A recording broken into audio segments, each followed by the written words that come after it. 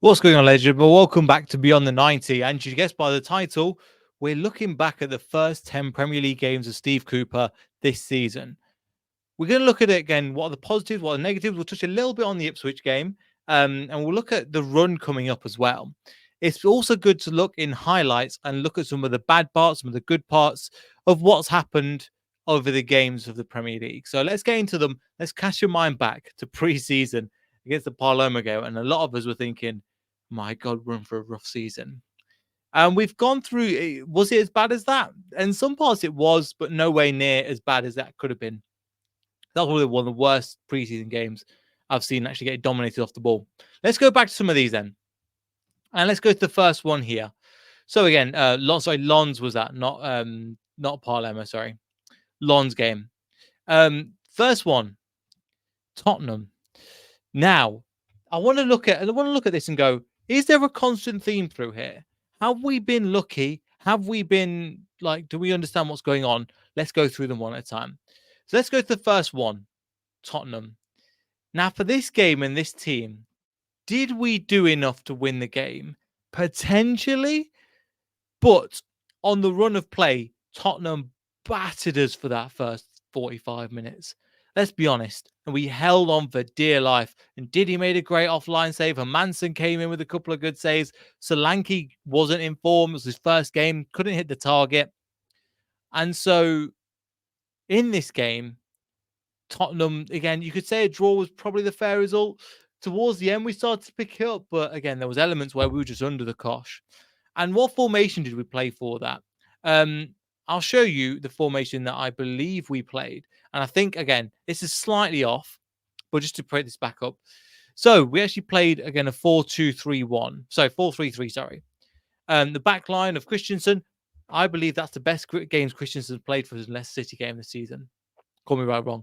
Mavididi, Buonanotte, Vardy, Skip, Winks, and Diddy. I believe that Skip was signed on that day. There was another midfielder. I can't remember who it was. But again, we played a box midfield and we didn't really cope with too much, which was a bit disappointing.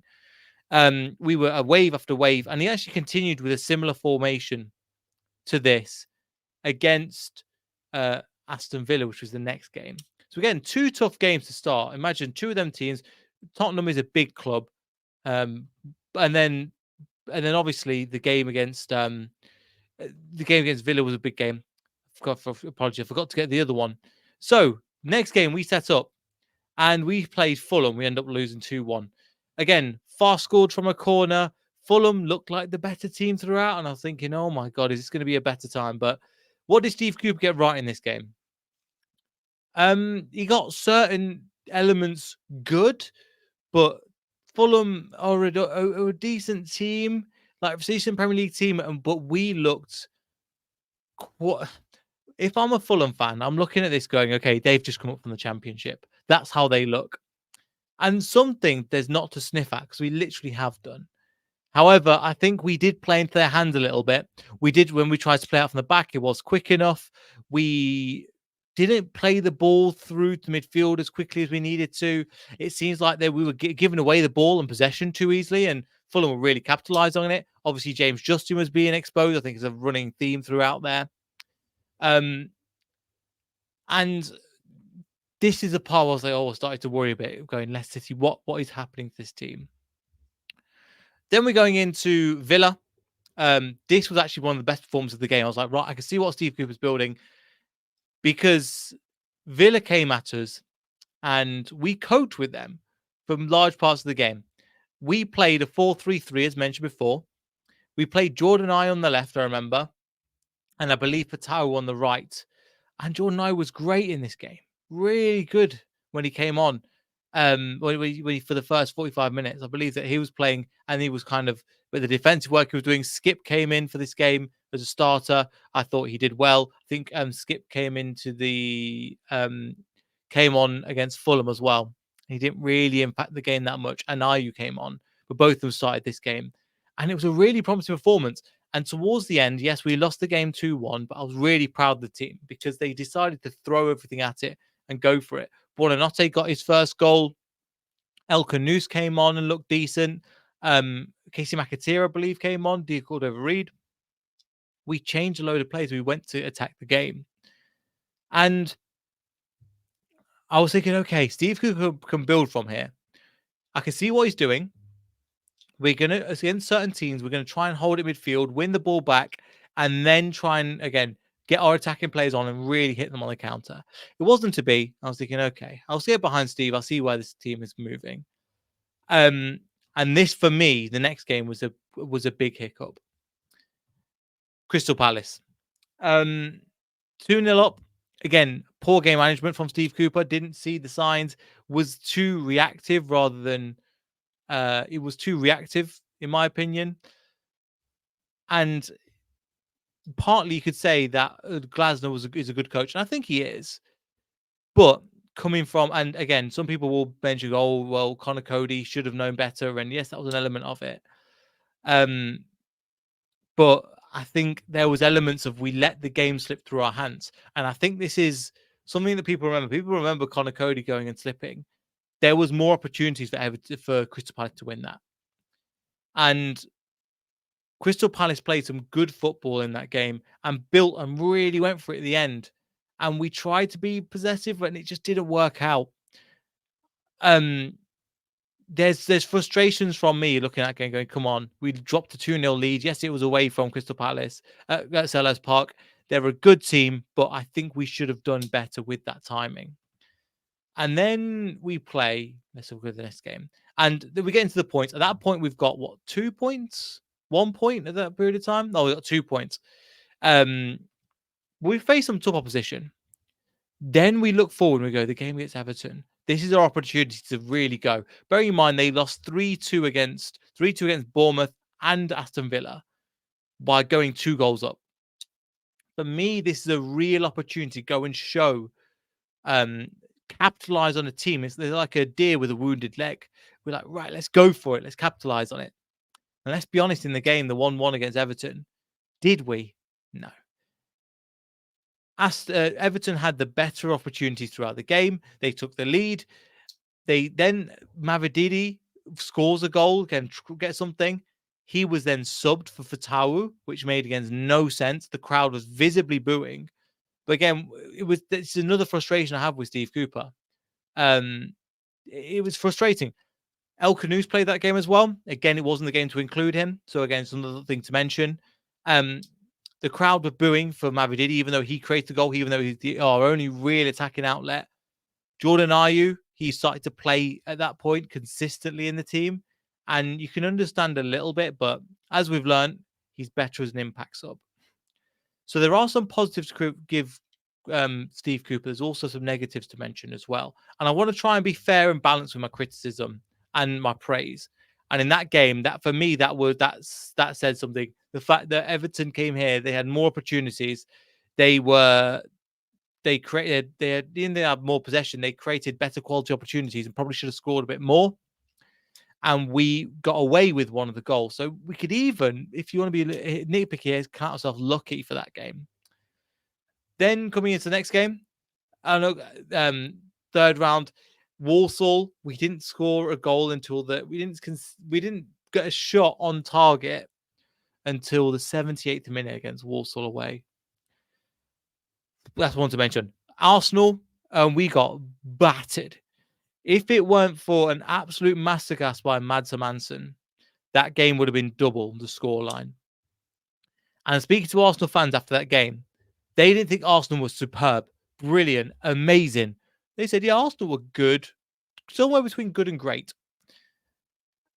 And this one was an embarrassing performance.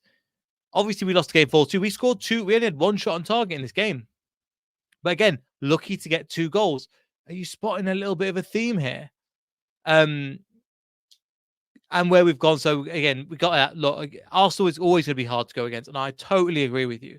But it was the context and the circumstance. We're at 2-2, and a good manager sees a 2-2 and goes, you know what?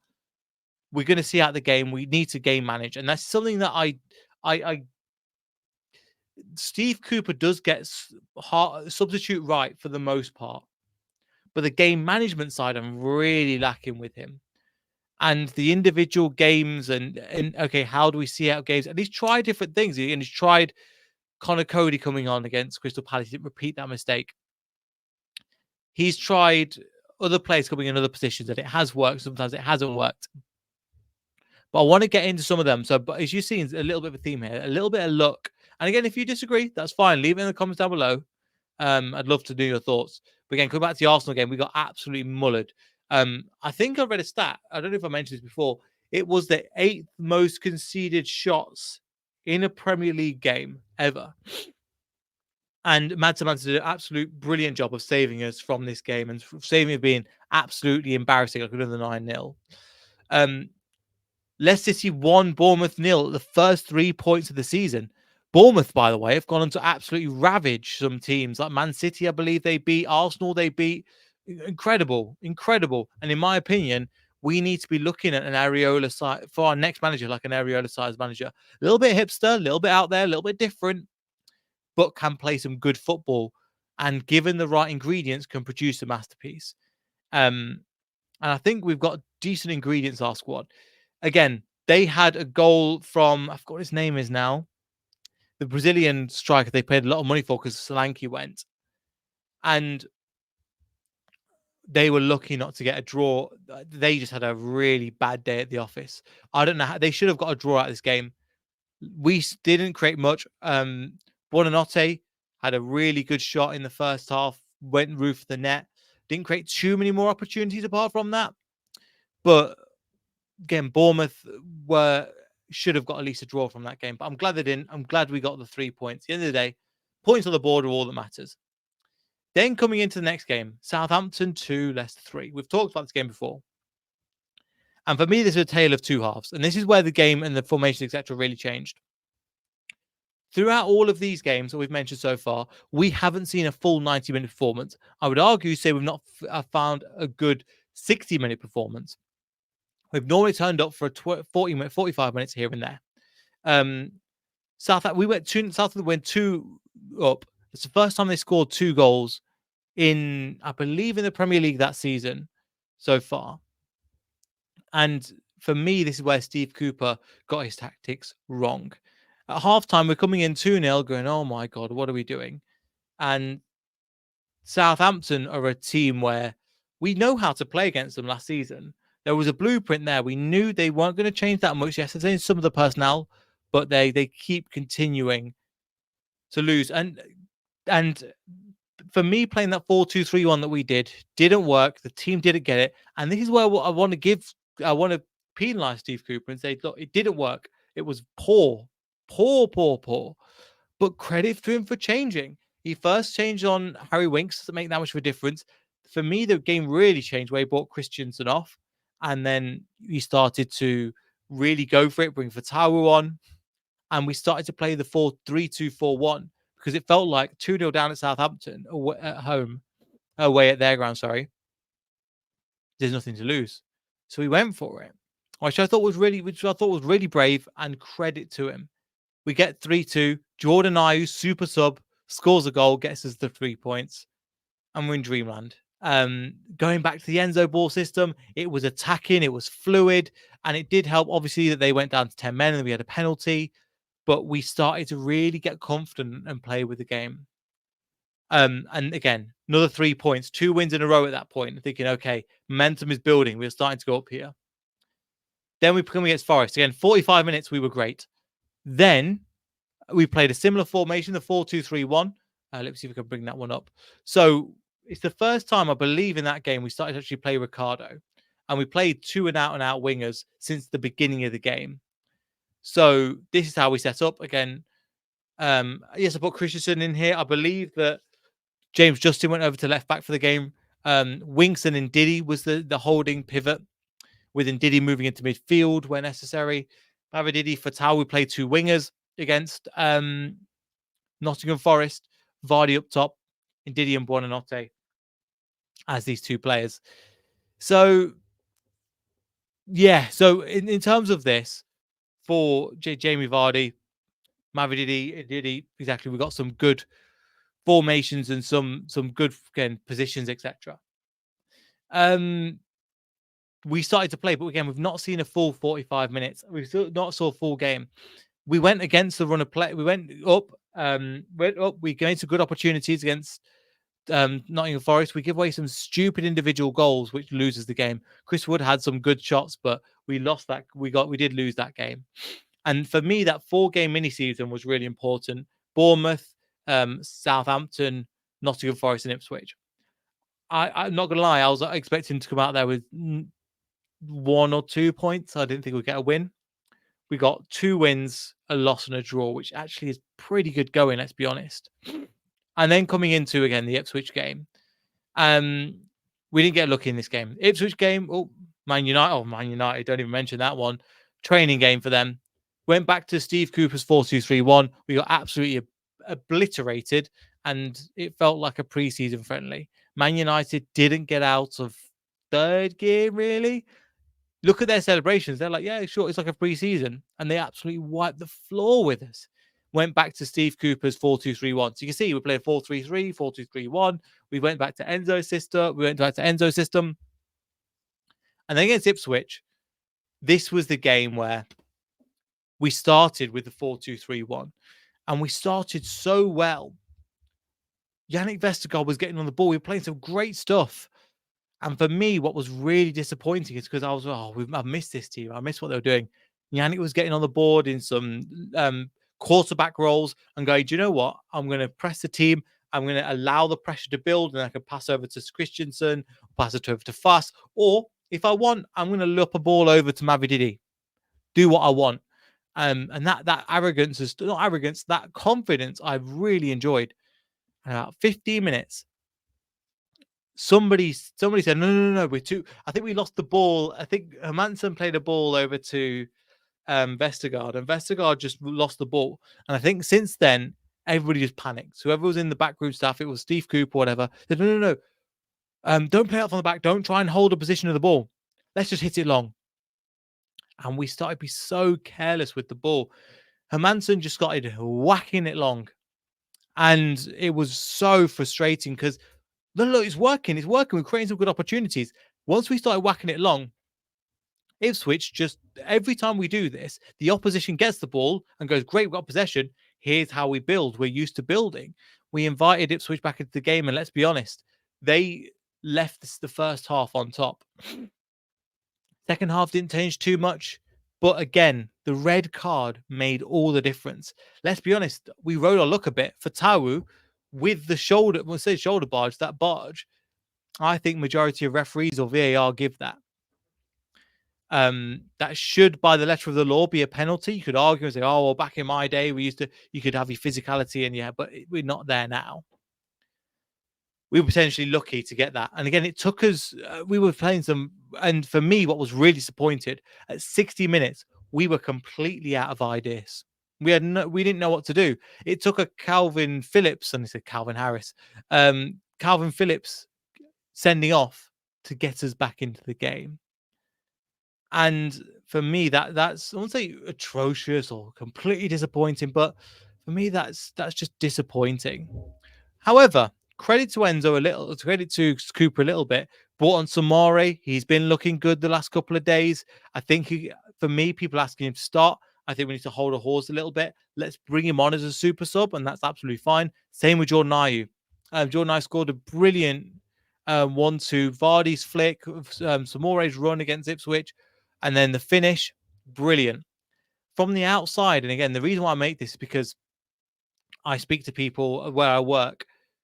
They've got loads of different fans. I've got just without going into too much, a Norwich fan, a Rotherham fan, a Coventry fan, Derby. I've got a couple of Derby fans as well. So friends that have watched don't support massive teams, but look on the outside and understand what it's like to support a club that isn't an Arsenal, that isn't a Man City, this is not a Man United, etc. Not a Liverpool. Everybody's got a Liverpool support and Man United support in their office, and in their family as well. When we saw that and they said, 94-minute winner, you must be buzzing. And I was bored stiff. I can't lie, I was absolutely bored stiff. And as you saw, the reason, so you probably wonder, why did I go through them 10 games? It was to talk at a high level what went right, and some things did go right, and a lot of and some there is positives, but in my opinion, there's mostly negatives. And always judge a manager after 10 games. But what we've got coming up, I'm really not looking forward to. Let's look at some of these fixtures. So if we go towards the end of the year, it's going to be half the season at that point. Our fixtures that we've gone through, we faced. Actually, before we do that, let me bring up the table. For the teams that we faced, they've been around our position. So let's get the table up. So Leicester are sitting there in 15th position at current time of recording. We have played Southampton, we've played Ipswich, we've played Crystal Palace, we've Everton, we've played Man United in the Cup, Brentford, and Fulham. So if you looked, we've played the majority of that bottom 10. Now, Man United under Amorim, obviously they're going to try and climb. They're probably going to finish in the top 10. Let's be honest with you. Banter aside, they're probably going to finish in the top 10 under him. We have faced out of this. Now, if we go to the top 10, we've not faced Liverpool. We've not faced Man City. We've faced Nottingham. Nottingham in third. Crazy. Arsenal, Villa. We've not faced Chelsea, Brighton. Bournemouth we've faced. Newcastle, Tottenham. So you're seeing the few screens there. We've not faced a lot of the teams that are in the top 10 at this moment in time. We faced, again, a couple of them. The running we've got could cause us a lot of problems. Now we go towards the end of the season. We're looking at Manchester United. Yes, they'll be under Amorim, but we saw what. Again, we're playing away at Old Trafford. I'm not looking forward to that game. Chelsea. I would really love to prove Enzo wrong and say you shouldn't have left. You should have left. You should stay here. You should have stayed here and built with us. I totally understand why you should have, but coming back to that one, I can see us losing them 2 games, and then coming into the November game against Brentford away, it'll be hard to get a win there. So I think 3 games we potentially lose, and that could move us into the bottom 3. Ipswich, as we saw, are picking up some points. Picking up some momentum at the moment. Then looking at some of these teams, West Ham, Brighton, Newcastle, Wolves, Liverpool, Manchester City. That's tough. Wolves and West Ham. West Ham are faltering at the moment. They might have a new manager by then. Probably same with Wolves, let's be honest. Imagine if Lopetegui goes back. That'll be quite funny. Anyway, all this to say, I'm not feeling that confident about the upcoming games. Steve Cooper, when he's got his thoughts and his things, when he's got his hands on the game, first of all, he took us 10 games, and within those 10 games, we played 3 different systems, which is not too bad, all things considered. If things aren't working, he's not repeating mistakes. He's learning from his mistakes. Jordan Ayew isn't starting games at the moment. He's learning from mistakes. He is Samori's coming off the bench. Harry Winks is nowhere to be seen, which begs the question: why do we spend 25 mil on him? Harry Winks, sorry, Oliver Skip. Looking at some other positions and other things, I was a bit concerned throughout some of the games, and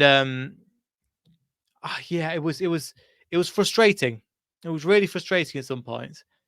I'm hoping that Cooper turns this around and he gets to the squad and he sees, but where he gets his hands on things, it's too safe and he starts to play the wrong game and the game starts to go away from us.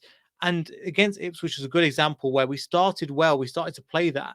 And I think some of the senior players need to take some responsibility for this. Hermansen, we'll say, Vestergaard needs to tell people what to do when on the pitch. Because Steve Cooper, what it is, imagine if you're basically, how can I describe this? It's like, because Steve Cooper's not his formation, the 3-2-4-1 isn't his. So it's a bit like generate something on ChatGPT, an essay, pasting it in, and then trying to make sense of it. You don't quite understand what it's saying, but you're trying to just go, yeah, is this all right? So he doesn't know what's best. He doesn't. It's not his system. It's not his formation. Not the way he plays. So coming into the next, so then you're going, okay, and that's a little bit of kick in the teeth to the manager. The fact that he's gone, do you know what? You're going to play I'll let the players decide what they want to do. don't have a clear identity so much, and it's not working. So the players, partly, I'd say that is a bit of an identity issue, and the fact that his manager's not good enough, and partly also that he's open to go, do you know what, we're going to try other things. You think this system works, then do it. And he has got a point, because look at the way we ended against Nottingham Forest. Wasn't good enough. I'm not going to blame the manager for that. I'm going to blame the players. You wanted to play this way. You need to give everything towards it. And you weren't good enough in that second half against Forest. Against Ipswich, the manager got the tactics wrong. Initially got them right. And then he just ran out of ideas. 60 minutes. It took a sending off for us to get back in the game. You cannot rely on that going forward. You genuinely can't rely on that. And I think that's too much to ask for. A team to go, oh, well, could be worse, could do this, could because of that reason. So I'm happy. Again, Jordan Ives coming off a super sub. I'm happy that Samora is picking up form. I'm happy that Harry Winks is back in the team. I'm happy that he doesn't always play Christensen. Another thing to mention, again, progression. He's not to replace him like for like. He could have replaced James Justin for Christensen, but he chose to bring on Ayew and bring on Samora and bring on El Kanous, attacking subs. So there is something there, but I'm really clutching at straws. I really think that these next few games and this month by December, again, I could be wrong. I think we might slip back into the bottom three. I don't want to boo, but again, if we are, and then if we do, what is the club's decision? With McKenna, they will stick with him, and that makes sense. It's one of the best things about Ipswich is the manager. Russell Martin is probably, so it's Gary O'Neill's most likely to go. Then after that, Russell Martin. But Russell Martin just got a new contract, bearing in mind, in the summer. So I don't know. I'm not convinced. I want to be proven right. At the end of the day, people will look at this. People will say this, and they'll look at the table and they'll look at statistics and they'll go, "Well, look at where we are. If we take our position now, we are double the points over Ipswich at this moment in time. Stop being negative. We are double the points over Ipswich. If you would have said that at the beginning of the season, I would have snapped your hand off. And that is true, objectively. But it's all the nuances. It's all the, if I could see something that I was getting behind, if there was a style of play that I was like, yes, Steve Cooper likes to play this. I've seen it work and I've seen it develop over that time. I'm more than happy. The fact that he's played 3 different formations and we don't exactly know what is the best team and how to play, I think I won't say I'm going to, I'll definitely go out, but I'm definitely out. But I've had a bit, I don't enjoy watching the Ipswich game. I didn't enjoy watching. I enjoyed to watch the first 50 minutes, but I don't know if it's worth taking time out of a weekend to watch a game, as bad as it sounds. I look forward to it, and people like Luke to get up at stupid o'clock in the morning to watch the games. I'm conflicted. I really am, because I want to get behind him, but he's got to get me. He's got to give me something to get behind. And there are some signs, but it's very, very vague, and maybe he is out of his depth. But for me, this is up to the board now. If they're objective, they look at the game and they don't watch the games. They go, look, we're double the points off safety. Give him some time, and he's been backed. You can, no, I don't think anybody can deny that Steve Cooper's been backed. Harry Skip, Oliver Skip, for 25 mil is backing. Some people might say, well, that's the price of Premier League player nowadays. But look at the positions we're in. Did we really need a CDM? People say, oh, well, he's back up to Harry Winks. Yes, potentially. But that's a lot of money to pay for a backup, especially in a club, especially when we've been through financial difficulties. So, again, they're my thoughts. A few little rambles and et cetera, et cetera. But yeah, we'll be back on this channel with another review with my good friend Flawless, who you've seen him on the channel before, talking about Man United ahead of the preview. So make sure you like, subscribe, all that good stuff. We'll see you all in the next video. So goodbye.